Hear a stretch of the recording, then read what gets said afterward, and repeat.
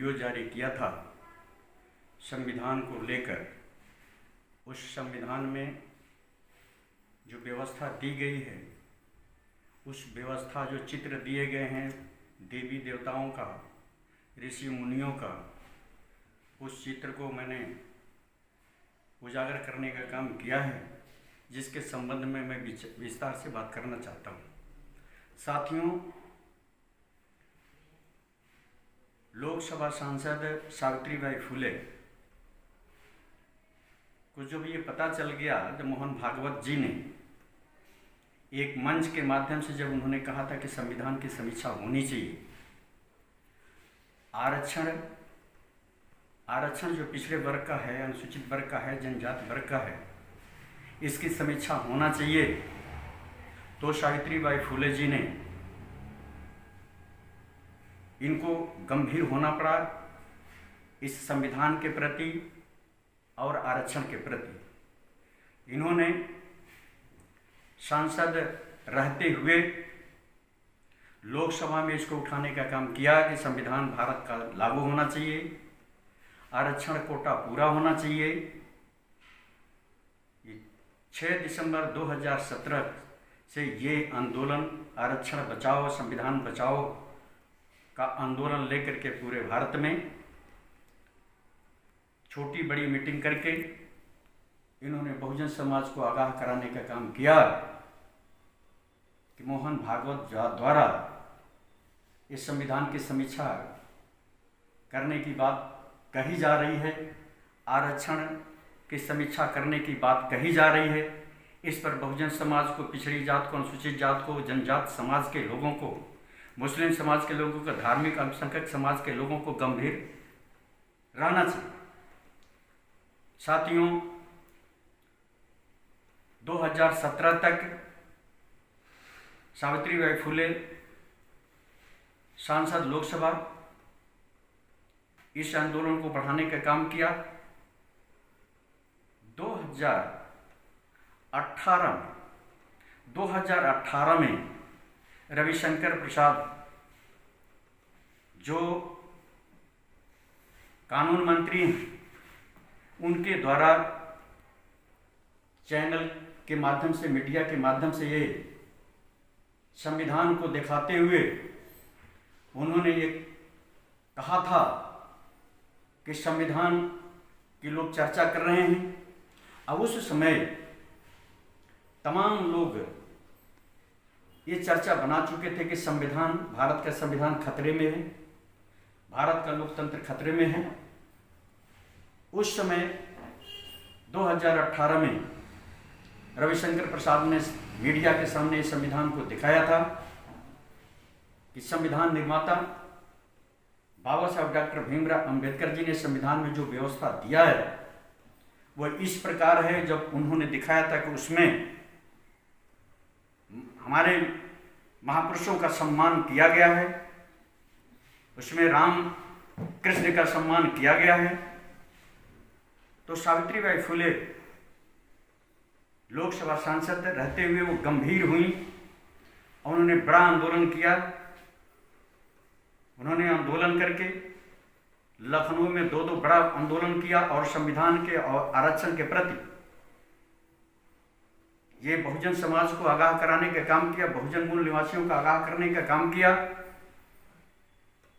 इन RSS और BJP के नेताओं के विचार सुनते हुए ये लग रहा है कि संविधान के ऊपर खतरा है, और सावित्रीबाई फुले नहीं बल्कि सुप्रीम कोर्ट के जजेस, 4 जज प्रेस बुला करके प्रेस के सामने उनको लगा कि संविधान और लोकतंत्र खतरे में है। उन लोगों ने भी कहा कि भारत का लोकतंत्र खतरे में। साथियों, सावित्रीबाई फुले तभी से आरक्षण और लोक संविधान के प्रति आंदोलित हैं और इसको लेकर के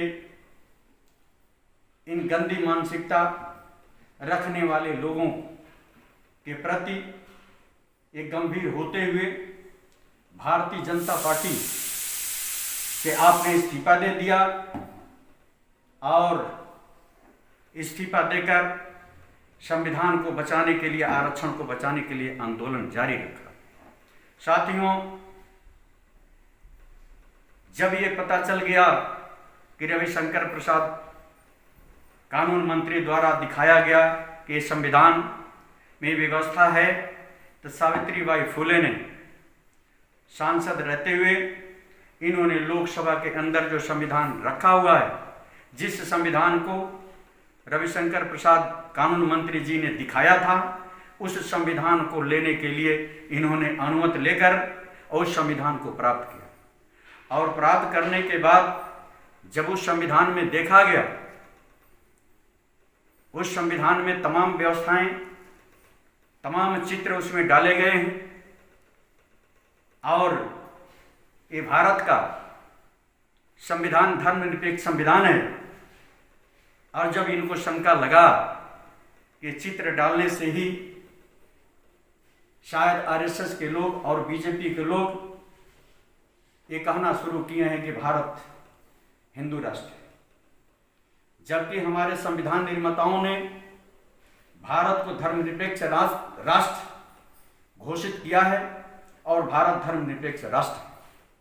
लेकिन साथियों, देशवासियों से मैं कहना चाहता हूं कि यदि ये व्यवस्था उसमें डाली गई है तो इससे साबित होता है कि आरएसएस के लोग,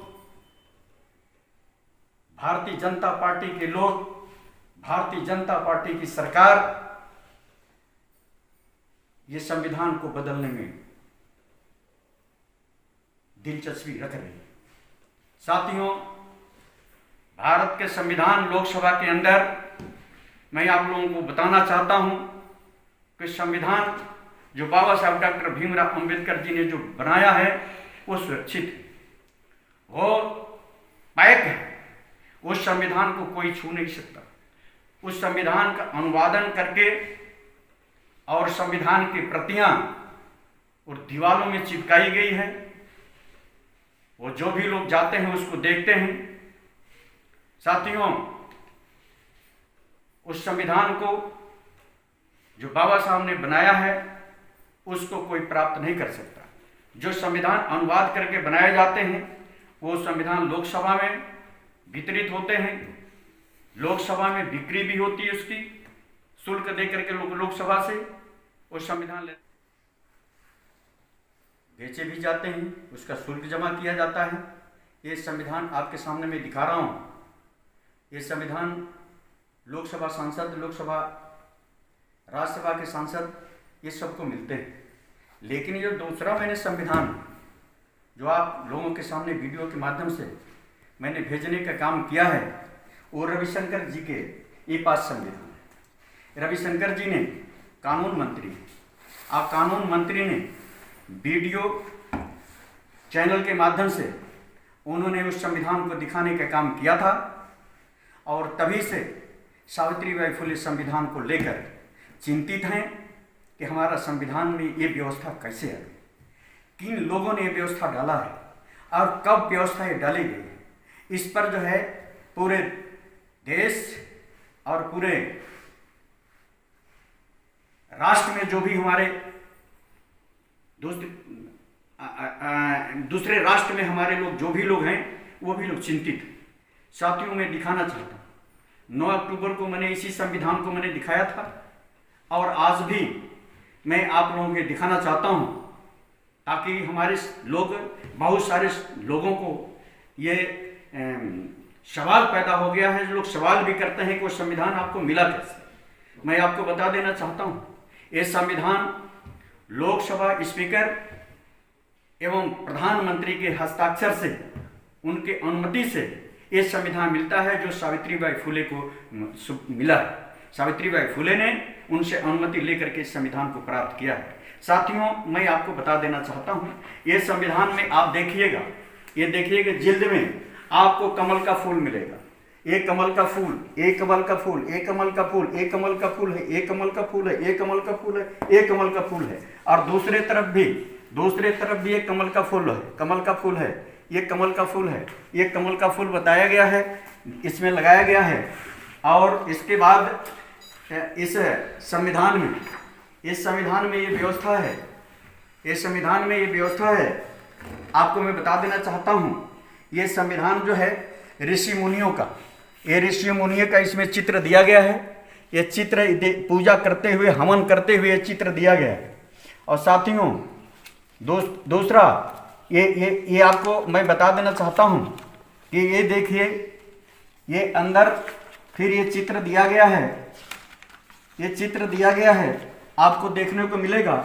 ये राम है, सीता है या लक्ष्मण है, ये चित्र है, ये संविधान में दिया गया है।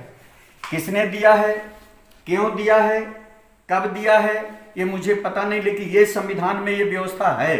जो रविशंकर जी के पास ये संविधान है, जिन्होंने ये टीवी चैनल के माध्यम से उन्होंने प्रकाशित दिखाने का काम किया था। उसी संविधान को मैं भी आज आपको दिखा रहा हूँ। साथियों, ये देखिए, ये चित्र दिया गया है जिसमें कृष्ण है, रथ हाँका जा रहा है, ये कृष्ण है, ये रथ इसमें दिया गया है। और इसके बाद साथियों, ये मैं दिखा देना चाहता हूँ आपको, ये है, ये देखिए आप, ये जो दिया गया है इसमें आपको देखने को मिलेगा, मैं आपको दिखा देना चाहता हूँ, इसमें आपको देखने को मिलेगा,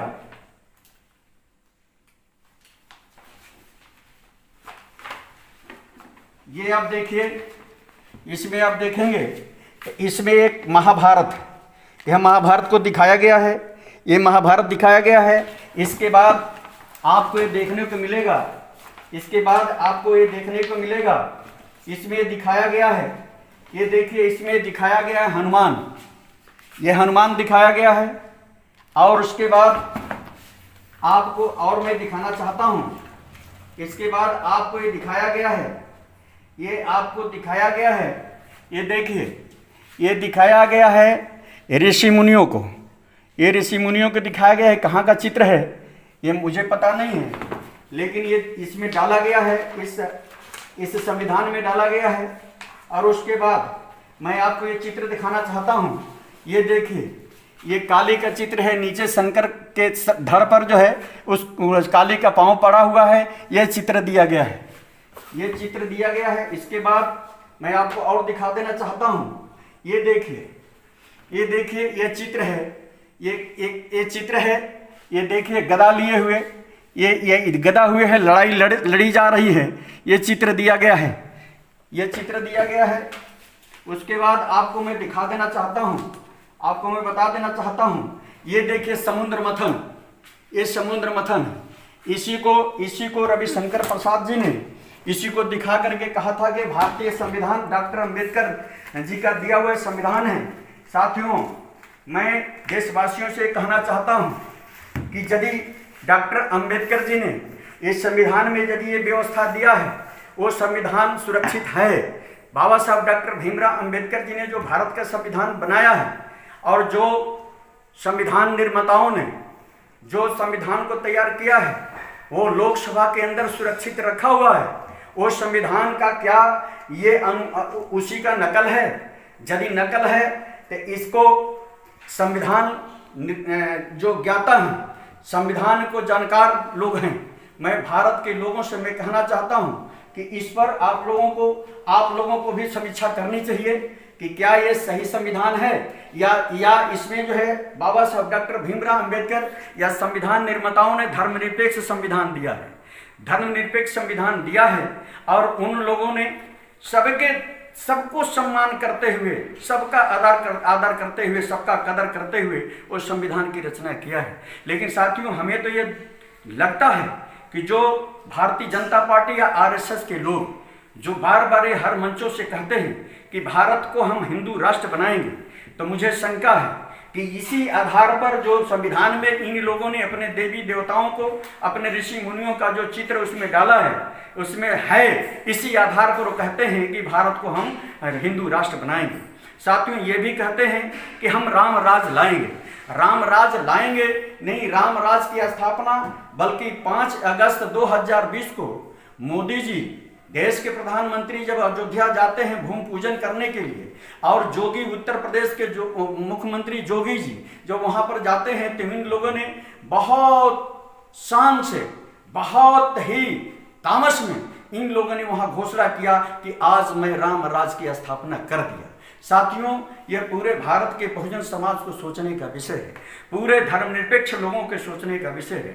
यदि ये हिंदू राष्ट्र बनाते हैं, राम राज लाते हैं, तो सोचने का विषय उनको है जो अल्पसंख्यक समाज के लोग हैं। सोचे, भारत जो है धर्मनिरपेक्ष भारत है, भारत जो है सारे धर्मों का कदर करने वाला है भारत है, भारत बुद्ध का भारत है, भारत इस्लाम को मानने वाले लोगों का ही भारत है, भारत सिखों का भारत है, भारत ये इसमें हमारे ईसाई भाई भी रहते हैं उनका भी भारत है, सारे धर्मों का भारत है। लेकिन जब हिंदू राष्ट्र बनाना चाहते हैं, राम राज लाना चाहते हैं, तो वो सोचने का विषय है कि सिख भाई कहाँ जाएगा, सिख धर्म को मानने वाले लोगों को कहाँ ये भेजना चाहते हैं, ईसाई धर्म को मानने वाले लोगों के कहाँ भेजना चाहते हैं, अल्पसंख्यक समाज में मुस्लिम समाज है उसको कहाँ भेजना चाहते हैं, बौद्ध को मानने वाले उसको कहाँ भेजना चाहते हैं। अब ये चार जो है ये धर्म के लोग, जो बौद्ध धर्म और ईसाई धर्म, इस्लाम धर्म और सिख धर्म के मानने वाले लोग हैं, मैं तो कहता हूँ कि आप लोगों को सोचने का विषय है, आपको चिंता और चिंतन करने का ये विषय आकर के खड़ा हो गया है। साथियों, आप लोग सभी लोग को सोचना पड़ेगा और सबको एक मंच पर आना पड़ेगा। आगे जो ये भविष्य, जो आपका भविष्य खतरे में जो डालते जा रहे हैं, इस पर आपको चिंता और चिंतन करने की जरूरत है। साथियों, मैं ज्यादा विस्तार से नहीं जाना चाहता हूं, मैं आप लोगों से सिर्फ बार बार यही निवेदन करता हूं कि सावित्रीबाई फुले ने जो संघर्ष किया है, सावित्रीबाई फुले को वो लोग जो है क्या नाम है उनके आंदोलन को कमजोर समझते थे, इनके आंदोलन को उन लोगों ने जो है मजाक में लिया, इनके आंदोलन को अनसुनी किया। लेकिन आज सावित्रीबाई फुले का आंदोलन ये साबित करता है कि हमारा भारत का संविधान खतरे में हो गया है। आज से सावित्रीबाई फुले का आंदोलन ये साबित करता है कि भारत में दी गई व्यवस्था बाबा साहब डॉक्टर भीमराव अंबेडकर जी ने जो दिया है, उसमें पिछड़ा वर्ग को आगे बढ़ने के लिए, अनुसूचित वर्ग को आगे बढ़ने के लिए, अनुसूचित जनजाति को आगे बढ़ने के लिए, साथियों आप लोगों को सुनने को मिला होगा कि सुप्रीम कोर्ट में आरएसएस के लोगों ने ये याचिका दायर करके वहां पर सुप्रीम कोर्ट से आदेश करा लिया है, क्रिमिलियर लगा करके ये आरक्षण की व्यवस्था से जो आगे बढ़ रहे थे, ये रोक लगाने का काम हो रहा है। साथियों, यही नहीं, आने वाला समय आपके लिए बहुत खतरा है। आप देख रहे हैं, लोग कहते हैं कि ये संविधान में क्या कानून भी बदल दिए। अरे सर, आपको सबको पता हो गया है कि ये देख रहे हैं कानून बदली जा रही है। क्या 370 बदला नहीं गया? या एनआरसी बिल आई नहीं? क्या आरक्षण कोटा जो पूरा करना था वो खत्म नहीं कर दिया गया? क्या संविधान जो संपूर्ण रूप से लागू करना चाहिए था वो लागू हुआ?